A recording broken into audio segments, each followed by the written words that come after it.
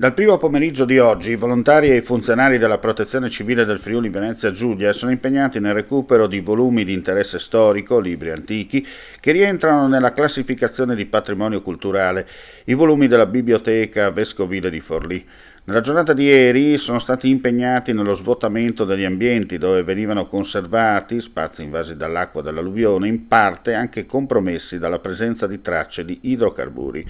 Dopo aver posizionato panne assorbenti per assorbire la sostanza nociva, evitando anche che si disperda nell'ambiente, i volontari e funzionari hanno svuotato le stanze con le pompe e oggi sono impegnati nel recupero uno a uno dei libri antichi. La metodologia che è stata adottata è quella della catena umana, che trasporta i volumi dai vani scantinati fino a un'area allestita all'esterno, dove, tramite docette, i libri vengono lavati, imbustati e poi destinati al congelamento per un successivo restauro conservativo.